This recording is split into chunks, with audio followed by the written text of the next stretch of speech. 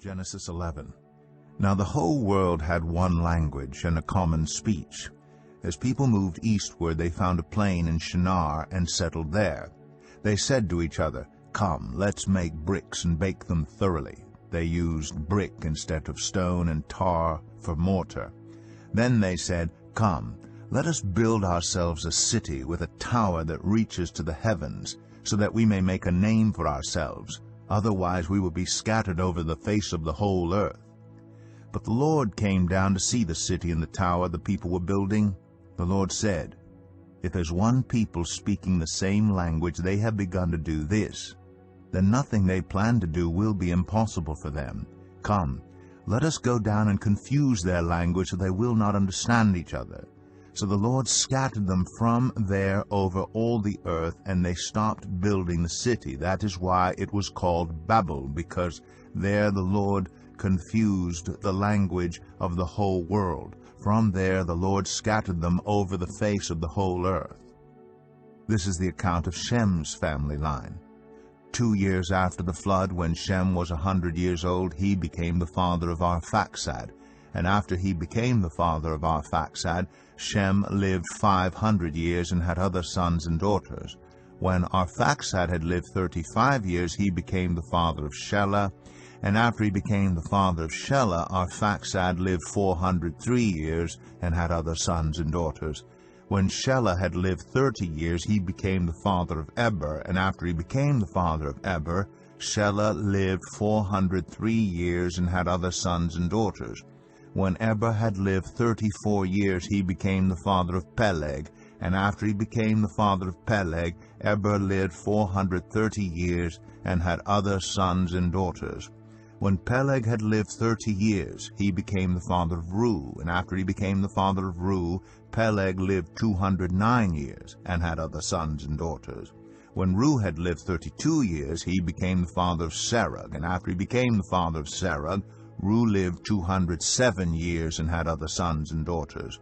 When Serug had lived 30 years, he became the father of Nahor. And after he became the father of Nahor, Serug lived 200 years and had other sons and daughters. When Nahor had lived 29 years, he became the father of Terah. And after he became the father of Terah, Nahor lived 119 years and had other sons and daughters. After Terah had lived 70 years, he became the father of Abram, Nahor, and Haran. This is the account of Terah's family line. Terah became the father of Abram, Nahor, and Haran became the father of Lot. While his father Terah was still alive, Haran died in Ur of the Chaldeans in the land of his birth. Abram and Nahor both married. The name of Abram's wife was Sarai, and the name of Nahor's wife was Milcah. She was the daughter of Haran, the father of both Milcah and Iscah. Now Sarai was childless, because she was not able to conceive. Terah took his son Abram, his grandson Lot, son of Haran, and his daughter-in-law Sarai, the wife of his son Abram, and together they set out from Ur of the Chaldeans to go to Canaan. But when they came to Haran, they settled there. Terah lived 205 years, and he died in Haran. Genesis 12. The Lord had said to Abram, "Go from your country, your people, and your father's household, to the land I will show you. I will make you into a great nation, and I will bless you. I will make your name great, and you will be a blessing.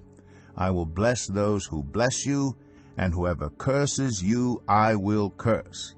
And all peoples on earth will be blessed through you."